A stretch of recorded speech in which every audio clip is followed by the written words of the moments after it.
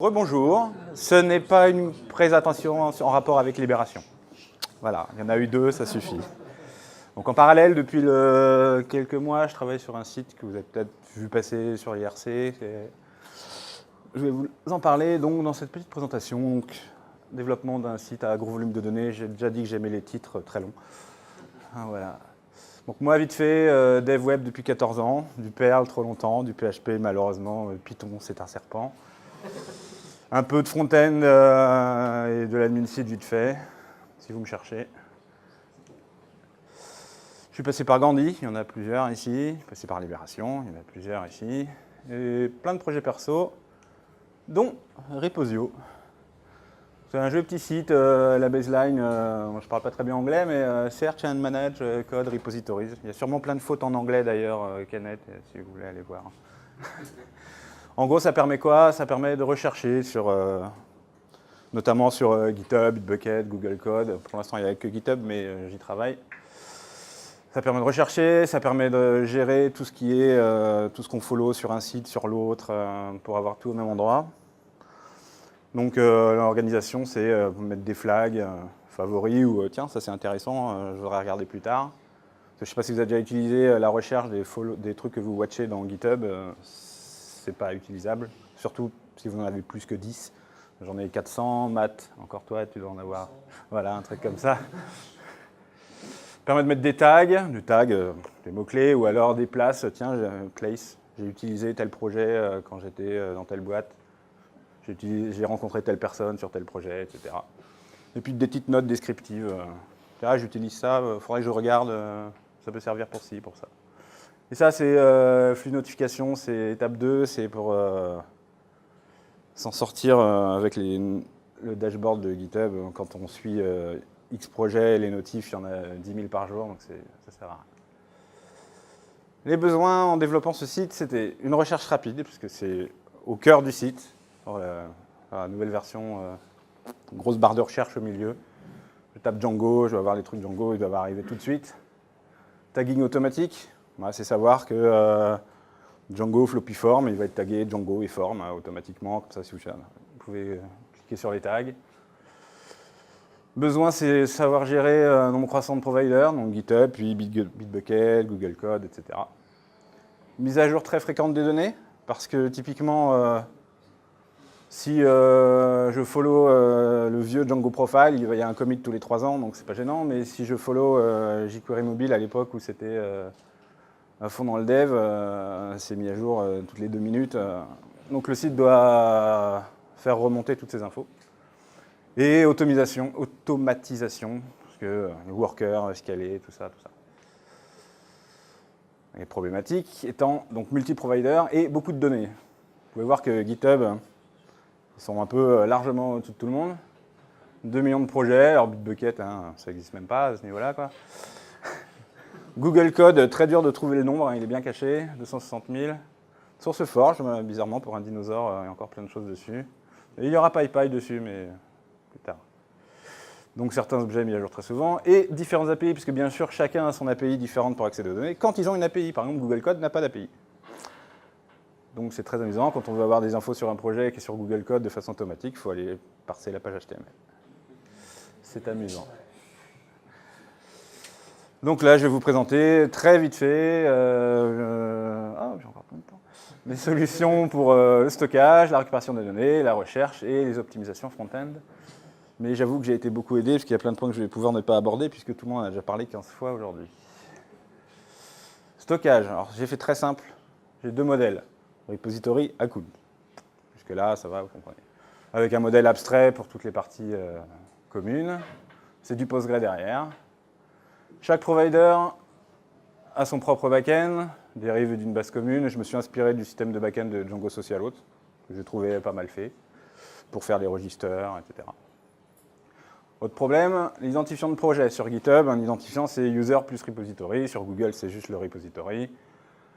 Donc, j'ai pas mis ça pour pas dédoublonner les datas dans une clé primaire. C'est vraiment des champs indépendants. Il y a le owner plutôt que user, pardon, et repository. Pas d'unique au niveau de la DB, parce qu'il faut pouvoir gérer que un jour, le mec il décide de changer le nom de son projet sur GitHub. Moi, il ne faut pas que ça change de mon côté. Voilà, donc je gère en fait dans le code des tuples. Le provider GitHub, c'est son identifiant, c'est user plus repository, etc., etc. Et dans le stockage, j'ai du Redis aussi pour gérer tout ce qui est compteur, puisque en fait c'est mis à jour plutôt très souvent les compteurs. Compteur, c'est dire voilà, Tweedy a 40 followers, vous pouvez me follower. Voilà. Récupération des données. Non, lisez pas ça, lisez pas ça. Bon, asynchrone évidemment.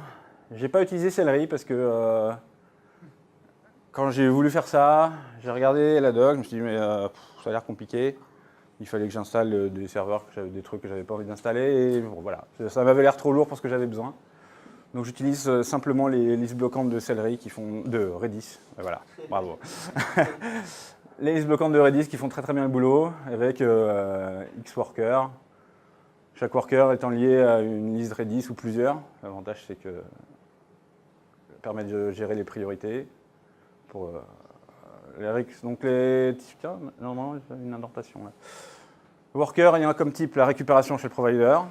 Donc c'est aller chercher tel projet chez GitHub, aller chercher s'il a été mis à jour, aller chercher les followers de tel projet.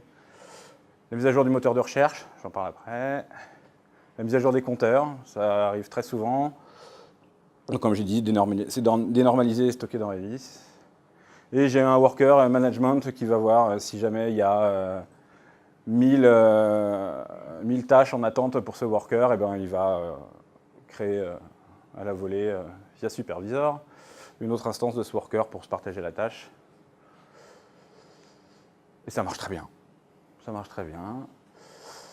Au niveau du workflow, qu'est-ce qui se passe sur le site? À quel moment sont déclenchées les actions, les tâches? Typiquement, le principal, c'est aller chercher les données sur GitHub aujourd'hui, puisqu'il n'y a que ça. Première chose, vous arrivez la première fois sur Reposio, vous vous loguez avec votre compte GitHub en haut. Et ça dit, hey, t'es nouveau, je vais aller récupérer les projets que tu follow, tes amis, j'appelle ça comme ça, on va dire. Puis je vais aller faire pareil pour tes amis, puis je vais aller faire pareil pour les amis de tes amis. Donc j'ai pas mis des nombres, mais c'est très impressionnant. D'une personne, on arrive vite à 10 000 objets derrière. S'il revient un peu plus tard et que ça n'a pas été mis à jour récemment, on recommence, mais cette fois que sur 2 niveaux. C'est un moyen comme un autre d'aller mettre à jour les données régulièrement. Parce que contrairement à ce que fait Geeklist, je crois, qui eux insèrent un hook dans tous vos projets GitHub pour recevoir l'info, je trouve ça trop intrusif. Donc je préfère aller moi-même la chercher. Sinon, quand vous accédez à un objet sur le front, donc un repository, s'il n'a pas été mis à jour depuis longtemps, donc il y a toute une bidouille de calcul interne, il y a des scores, etc. Je vais les chercher, donc tout ça toujours en asynchrone. Et on peut, même si c'est masqué, aller chercher, c'est masqué parce qu'il n'est pas designé encore, dire tiens, récupère-moi, c'est bizarre, lui je l'ai mis à jour, mais c'est pas mis à jour, tu cliques sur un bouton, et hop, voilà. Donc de toute façon asynchrone, avec gestion de priorité, par exemple ça va être prioritaire par rapport à ça dans les queues, donc les fameuses plusieurs listes qu'on peut passer à Redis. La recherche, donc la recherche full text avec Solar et Stack. Ça a changé ma vie quand j'ai découvert ça. Avant j'utilisais Sphinx chez Ulule et je n'utilisais pas Sphinx, j'utilisais Stack. Ça change la vie. D'ailleurs, j'ai un fork parce que la version, maintenant la version 2, mais la version que j'utilisais ne gérait pas le only comme on a sur les query sets en Django. Il n'y avait pas de only sur les query sets de Stack et des fois, je n'ai pas forcément besoin de récupérer les 3 tonnes de données que j'ai liées à un objet dans Stack. Juste un ID peut suffire et on ne peut pas le faire de base. Les mises à jour sont faites donc via les workers. Donc voilà ce que je dis, je récupère tous les ID parce qu'en fait derrière j'utilise le fameux Django Advanced Cache Tag. En fait c'est qu'à chaque fois qu'un objet est modifié, je vais mettre à jour son template, le cache de son template. Ce qui fait qu'en fait quand j'interroge Solar, j'ai juste besoin qu'il me donne son ID et moi je vais récupérer le template dans le cache. C'est pour ça que je n'ai pas besoin de récupérer toutes les données. Parce que tous les endroits sur le site, pour un objet, c'est toujours le même template qui est utilisé. Et pour les parties qui diffèrent, il y a le nocache de Django Advanced Cache Tag.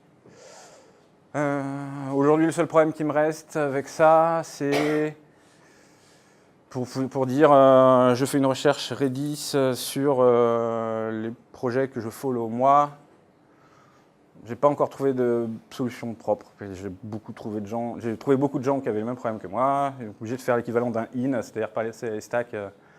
Cherche-moi ça dans les objets qui ont tel ID. Et des fois, j'ai une liste de 5000 ID et c'est très long et j'ai pas encore de solution. Optimisation front-end, je vais passer très très vite parce que ça a été abordé 1000 fois. Donc pour moi, Johnny Cash n'est pas pertinent parce que j'ai les workers qui tournent en permanence, donc les tables sont mises à jour tout le temps. Django Cache Machine, j'ai des problèmes d'invalidation. Aujourd'hui, je suis sans cache au niveau de les requêtes. Parce que j'ai des millions d'objets qui peuvent accéder individuellement, j'ai plein de listes, plein de recherches, machin. Et en fait, au niveau de la DB, c'est des requêtes très très simples. C'est select from repositories where owner égale truc. Donc c'est très simple, très rapide, Postgre, il fait très bien le boulot, ça marche très bien. Pour l'instant, je m'en sors comme ça. Les templates, je suis un grand fan de ce qui rend les templates Django lents, les extend et les include. Plein partout. Ça, Django template préprocesseur et Django dans cette cache tag. Et puis ça, c'est un petit truc que j'ai fait parce que ça m'énervait que Django me garde le new line à la fin du template quand on a du texte et que ça met un espace. Je veux pas, donc j'ai codé ça. C'est dispo sur GitHub. J'ai fait ça cette semaine. Ou Jinja, oui. Donc, à propos de Reposio, vite fait, donc nouvelle version est en ligne. Je fais un design responsive qui marche très très bien, qui est même plus joli sur mobile que sur le front. Il est très beau sur le front, mais sur un iPad, c'est magnifique. C'est le même, c'est juste du Media Query en CSS derrière. Donc c'est un side project depuis trop longtemps, c'est hébergé sur .cloud, c'est pratique pour scaler. Le code source est disponible, du projet en entier. Si jamais des gens veulent aller voir comment c'est fait. Pour l'instant, il y a encore plein de codes de l'ancienne version qui n'a pas été retiré parce qu'il fallait que je publie ça vite dans la nuit de jeudi à vendredi. Puisque j'ai dit ça dans le... Voilà. Et à venir, donc les flux de notification, du more like this, explore, c'est pour qu'est-ce qu'il y a d'intéressant sur GitHub. Et puis voilà, j'ai encore plein de choses à dire, mais j'ai pas le temps. Si jamais vous voulez travailler avec moi là-dessus, faites-moi signe.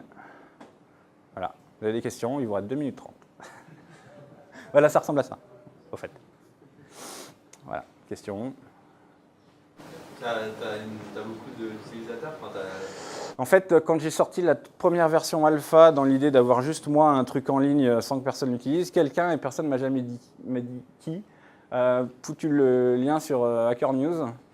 Et j'ai eu des milliers de visites, ça a tenu magiquement. J'ai un peu moins de 1000, entre 500 et 700 inscrits. Mais en fait, la version qui était en ligne jusqu'à il y a 2 jours, elle n'était pas vraiment utilisable, on ne sait pas à quoi elle sert. C'était vraiment un proof of concept, quoi. Donc voilà. Mais la nouvelle version, là, je ne suis même pas sûr qu'elle marche parce que j'ai pushé jeudi à 4h du matin et vendredi à 8h, je prenais le TGV pour venir. Donc ça se trouve, ça ne marche pas. Mais non, mais en plus, mais j'ai regardé hier soir, ça marchait. Yes. Bah, le truc, c'est un projet tout seul, à côté du boulot, etc. C'est quand même, il y a beaucoup de code, donc c'est long, quoi. Voilà. Question un peu à côté du code, etc. On parle de charge, de machin, etc. Mais en termes de financement derrière, ça va coûter combien? J'espère que que personne ne pose cette question, parce que j'ai pas de réponse, en fait. Aujourd'hui, .cloud m'héberge gratos. Donc voilà, et puis le jour où je me ferai racheter, voilà. Facebook, je veux dire, ça dépend. Ça dépend combien. Voilà, tout le monde a un prix, comme on dit. Non, mais si tu ne veux pas 10 milliards, on peut s'en charger. Ouais, je te prêterai un bout. Voilà, autre chose? Ok, bah parfait.